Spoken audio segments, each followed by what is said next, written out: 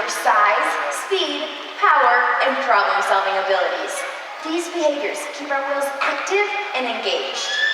SeaWorld's killer whales have inspired generations to care about our natural world, and we're excited to share their story with you today. Killer whales are the ocean's top predator. They use cooperation and communication, not just size and strength, to take their place at the top of the ocean's food web. At the bottom are small animals, like krill. At the top, the apex predator, the killer whale.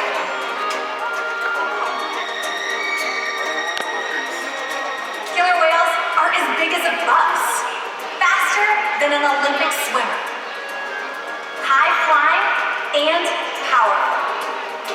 We're going to see all of that today and more.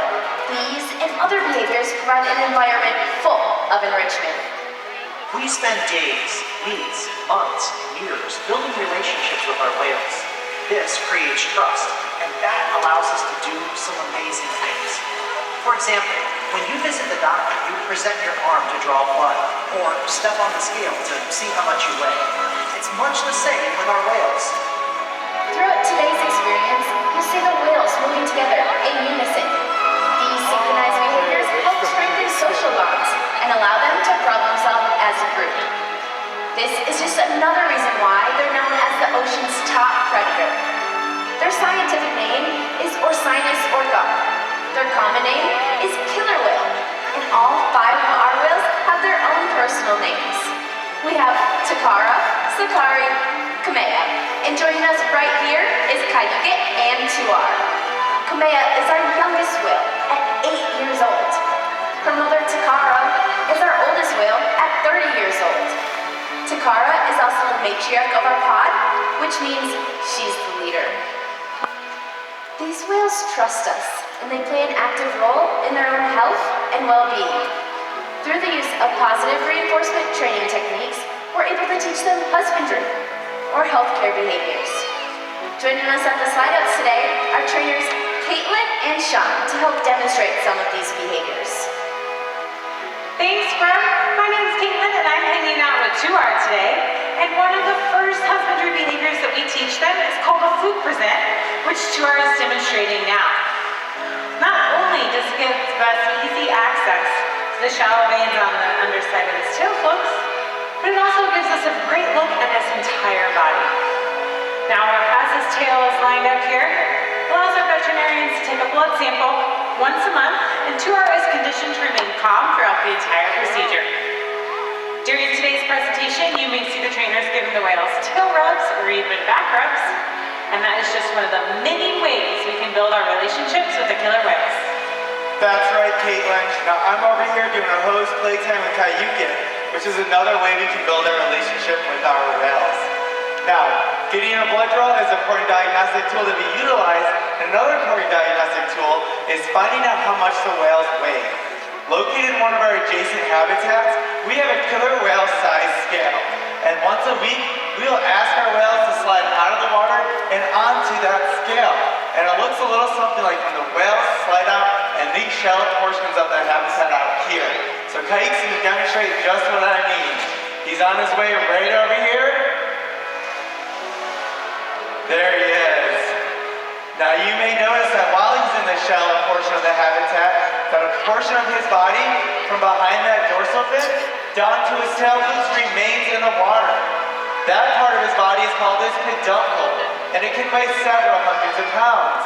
So in order for us to get an accurate weight on the whales, we simply ask them to lift their head and their peduncle up just like this. And that's how I know that as of last week, Kyuquot currently weighs 9,480 pounds. This is very important information for us to gather. That way we know that our younger whales like Sakari and Kamea are growing appropriately, and our older whales like Kyuquot here are maintaining a healthy weight. These husbandry behaviors help us ensure that the whales are healthy and thriving.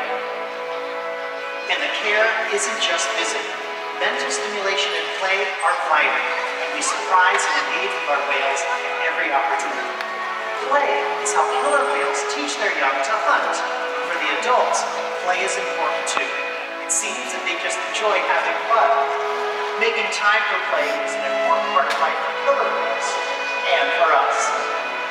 Observational learning and mimicry play a critical role in the life of a killer whale. From the moment they are born, they learn necessary life skills by watching and playing follow the leader with their mother and other members of the pod. Here at SeaWorld, they can play follow the leader with us by mimicking our movements. So let's play a quick game of follow the leader today. We'll start off with everybody on my left-hand side. Go ahead and raise your left hand high to the sky and give Tuar a nice big wave. Check it out. He is paying very close attention to you and waving right back at you. Killer whales have great eyesight both above and below the water. We see our whales spy hopping or even jumping completely out of the water to get a better view of their surroundings. Let's see if Tuar can demonstrate this for us today with a behavior called a sighting bow. So again, everybody to my left, take your left hand, point it straight at the ground, and then throw it over your right hand shoulder. And he is off, diving down to this 40-foot deep habitat, using those big peduncle muscles to gain speed to jump high out of the water. Check out Tuar. Wow, that was incredible. Killer whales can communicate in a variety of different ways, and using vocalizations is just one of them.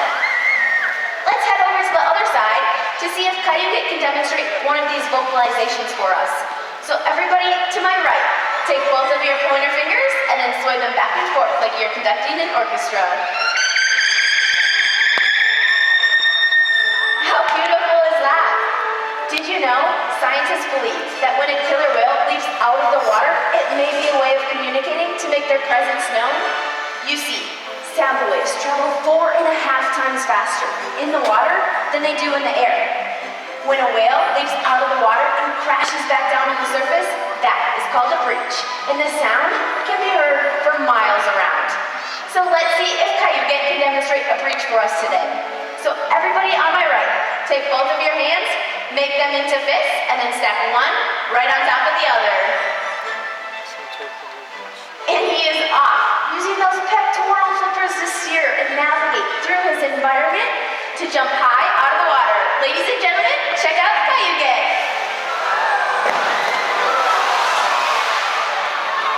Thank you so much for your help. Go ahead and give yourselves a round of applause.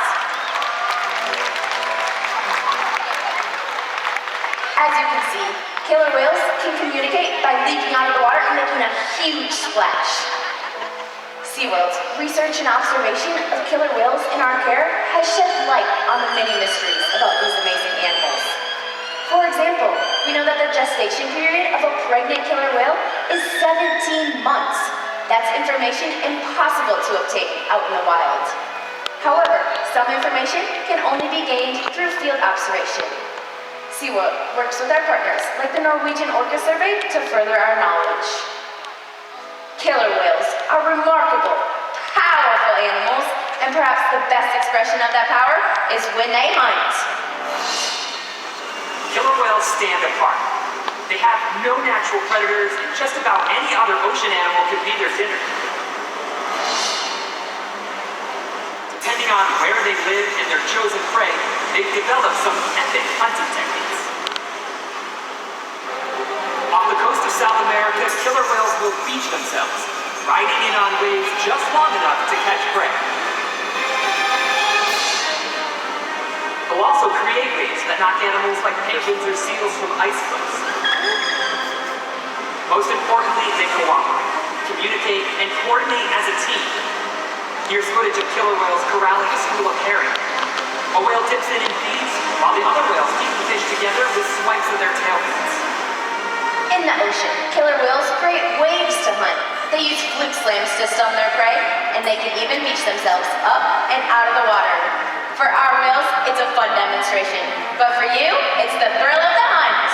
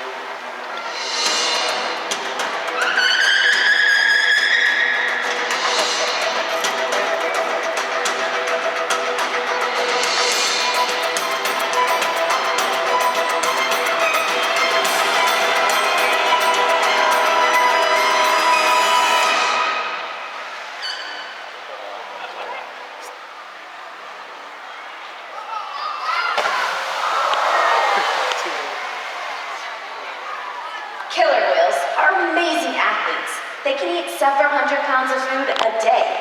Depending on where they live and the time of year, their prey can vary. Unfortunately, things like overfishing and pollution pose a serious threat to many populations of killer whales. Killer whales are impressive animals, and it's pretty obvious why they're the top predator in the ocean. That means killer whales are invincible, right? Wrong. Killer whales depend on a plentiful food source and a clean environment. They're completely dominant, yet completely dependent. When it comes down to it, killer whales are not the most powerful animal in the ocean.